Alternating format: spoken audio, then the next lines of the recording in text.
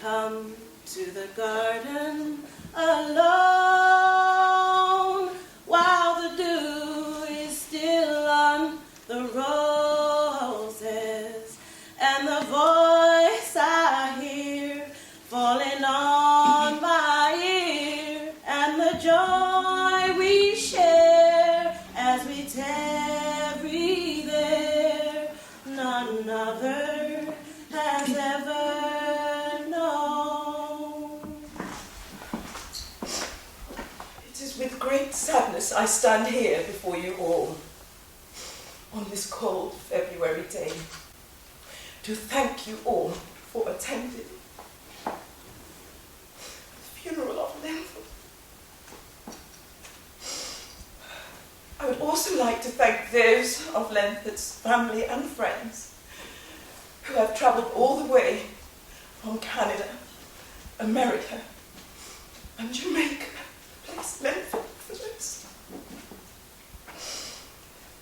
He was a loyal son, a faithful husband, and devoted father, and he shall be missed by all, especially our two sons, Oxford and Lawford.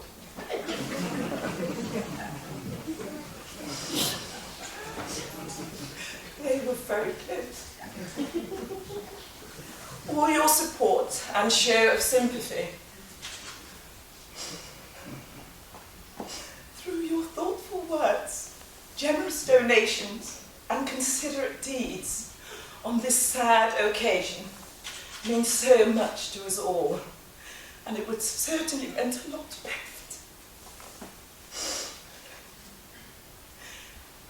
LENFORD CORDWELL Harold Ford was a loving husband of over 30 years and a wonderful father.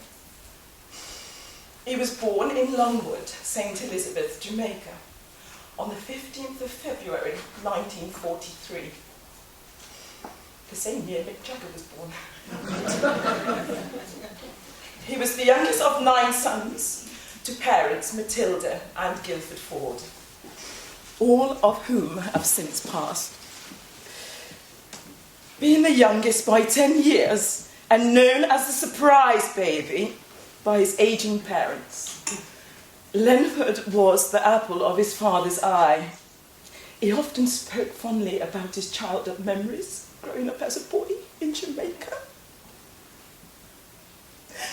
Natural living and cultivating the land was in his blood, as was his father and his forefathers, so I'm told.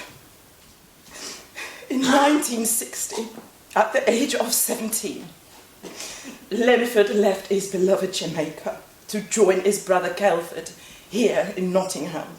LENFORD, he came here to remain a short while so he could earn his money and return home on the land he had inherited by his father. It's true to say LENFORD burned the candle at both ends, making bikes at Raleigh by day and playing music with Kelford by night. He was an impressionable young man, and he was very well liked. His love of ska music, rock steady and blue beat, became somewhat of a distraction back then. And it wasn't until the sad occasion of the death of his father, some 8 years later, and then of his mother in 1979, did LENFORD have the opportunity to return home. As many of you know, Nottingham became LENFORD's permanent home right up until his death, even though he inherited all the land that his father had. As spirituality was once an integral part of LENFORD's life, upon his arrival to Nottingham, he became acquainted with the same congregation as my mother, father, and I. Even though he was much younger than my father, they got on rather well. LENFORD always amazed my father with his love of music. His knowledge surprised him, And also, the rare records he used to bring for my father really tantalised him.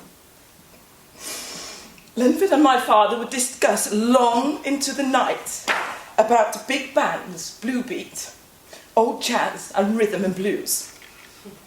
I'd sit there tapping my head to one of my father's favourite songs, Elmore James and The Sky's Crying. Listening to them comparing memories of us boys growing up in Jamaica. And Lenford bending my father's ear about this big white house he was going to build back in this magical place called Jamaica. This really made me want to find out more about my heritage. As some of you may know, I was born here. And unlike Lenford, my parents had no aspirations of returning home back to Jamaica. My mother used to often complain about how Lenford's strong Jamaican accent was rubbing off on my father. I would only ever hear him speaking that way when Lenford was around. I loved to hear Lenford and my father tickle each other with playful insults, and my father shout, "Rude boy!"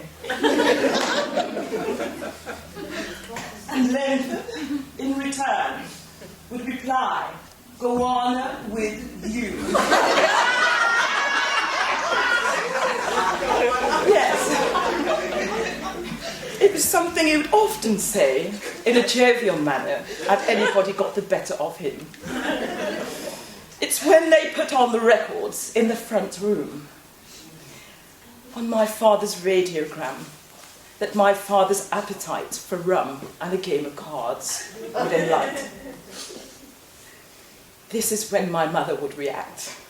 I can still hear her calling them now to turn it down. She was always one to care about what the neighbours thought. Lenford never lost his love of music, his immaculate way of dressing, nor his respectful manner. It was his knowledge of scripture and the way he caringly spoke about his parents that helped him to win my mother's tolerance. Lenford was a compassionate man. I was just 14 when my mother passed away very suddenly. My father was devastated, and I felt like a bird with a broken wing, unbalanced and unable, just like today. Lenford proved to be such a support to my father in his hour of need. He always knew the right words to say. Lenford was a man of great lyrical expression and a wordsmith in his own right. He had a talent for healing hearts with words. And his love of words and music he would use to celebrate his heritage and culture. My boys and I were blessed to have Lenford teach us about our heritage. Before knowing Lenford, I knew very little of my heritage. It was Lenford and a friend called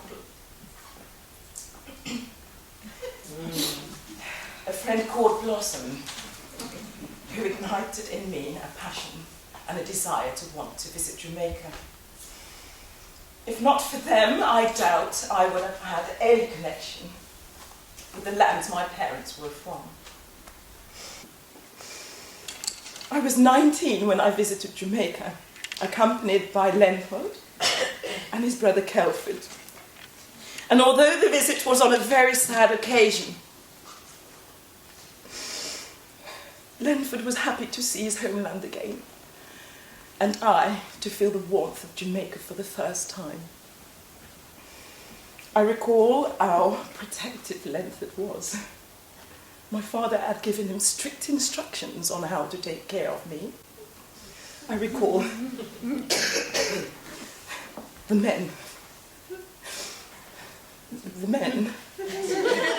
I recall our few very old wise spinsters. They thought, obviously, that I wasn't Lenford's daughter, but the men, looking at me like so, were quick to point out that Lenford must have been very blind not to have noticed me. You can imagine Lenford's reply. Go on with you. Lenford's mother's funeral was a rather large and drawn-out affair. It was the first time that I'd experienced a traditional funeral, and it was very emotional. The 9 nights. And the combination of mourning and disagreements about the will left Lenford exhausted. This, in turn, has left me with no doubt as to why my father chose to have a cremation for my mother, and why Lenford chose on this day to honour my wishes. 4 years after our visit to Jamaica, we started our relationship. The disastrous relationships that I'd had while at university and since my return from Jamaica left me with no doubt that not all men are as loyal as my father or Lenford, nor had my best interest at heart. The decline of my father's health and my unexpected pregnancy forced Lenford and I to marry, causing much pain and distress to those close to us. 5 months after our marriage, we gave birth to our first son. It was 4 years later. Our second son was born. Lenford was really proud of his sons. And I believe that my parents would have been equally as proud of our lives had turned out. In April, we celebrated our pearl wedding anniversary, 30 years. And to celebrate our 30 years together, Lenford bought me these pearl earrings. If I was to know that this would be our last, maybe I would have cherished him more. Maybe I would have retired and spent more time in our home back in Jamaica.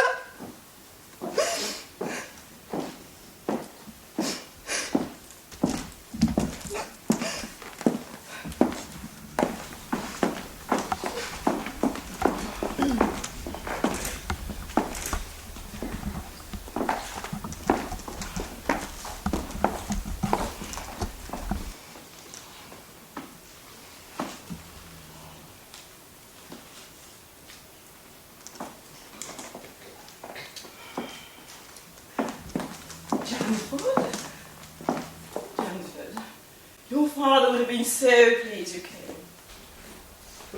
Would you like to say a few words? Wait, Miss Jennifer, please. You are family. Sit here.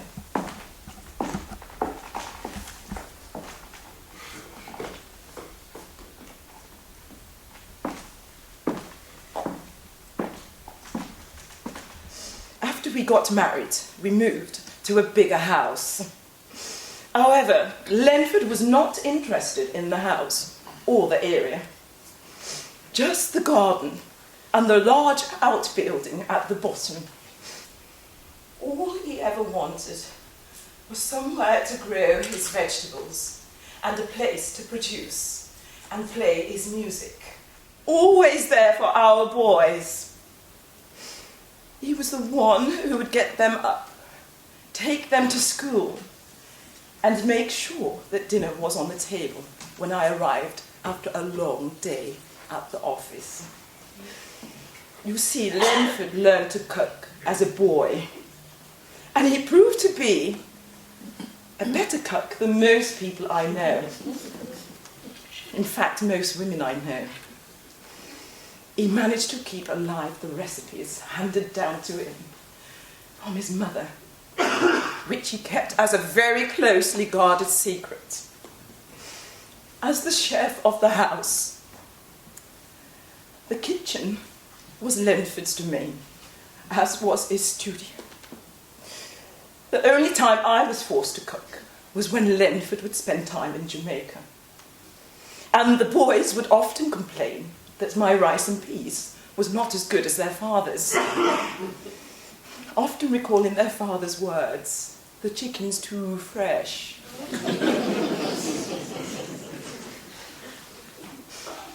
Lenford was so delighted that both of our boys had gone to university and done rather well. Lenford would remind them to give thanks for all of the opportunities. The opportunities not made available to all. Lenford would say that the boys, our boys, had his broad stature, but my brains. The truth is, he also had their sensitivity and the kind of knowledge and common sense not learned in books. Lenford was a man of strong determination, courage and self-belief. After encouraging Lenford to go to college and better himself, he went on to teach music composition and lyrical formation in schools. He felt so honoured to be invited to read one of his poems at the Calabash International Literary Festival back in his hometown of St. Elizabeth. We were so proud.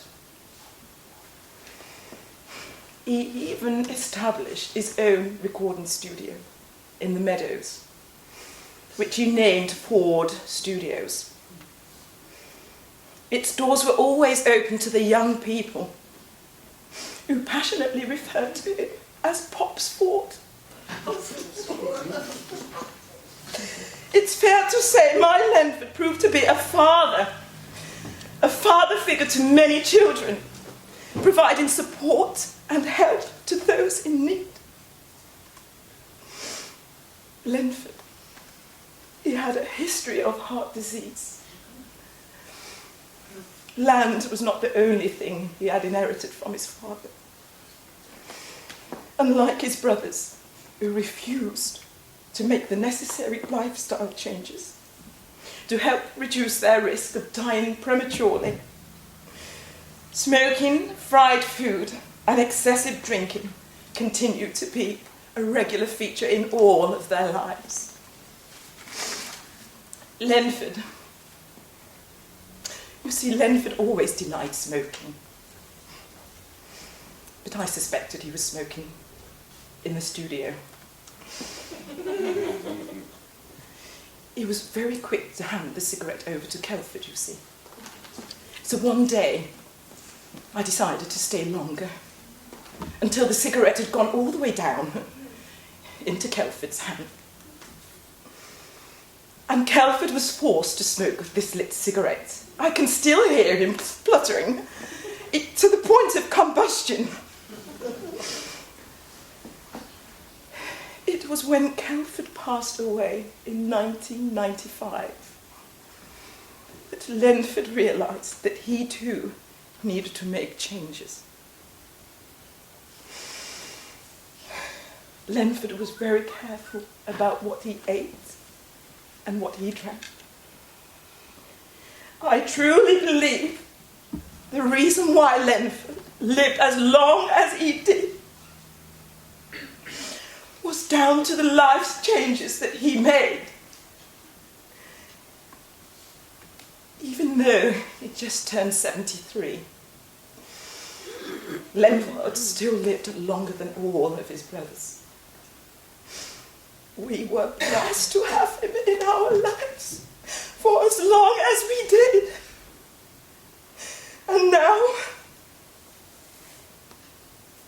And now on this sad occasion, like his brothers, LENFORD is resting his eyes for one last time.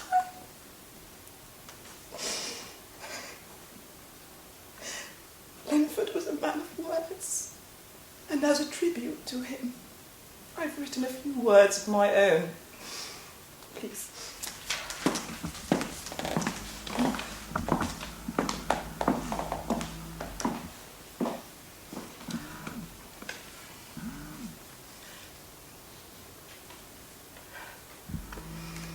You were the beat inside my heart, the wind beneath my wings. I will always cherish the precious times we shared. Your light has gone out of my life, but you will always be illuminated in my heart. I will love you for all time. Thank you.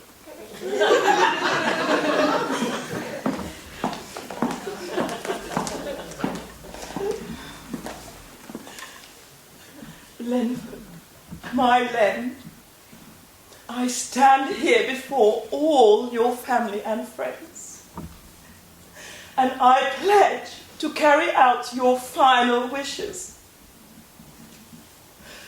I pledge.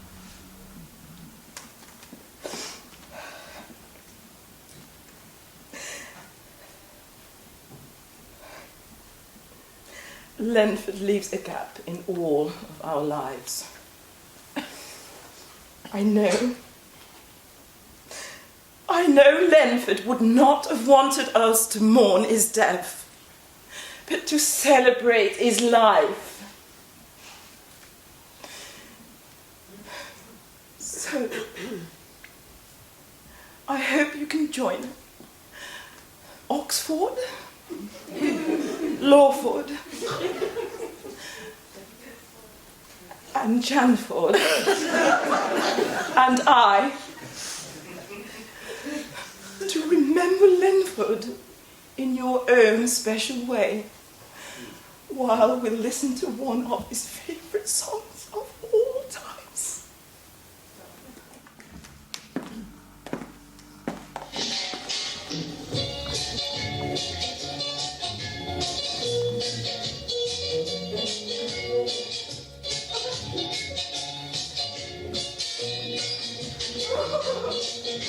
There's a land that I have heard about so far.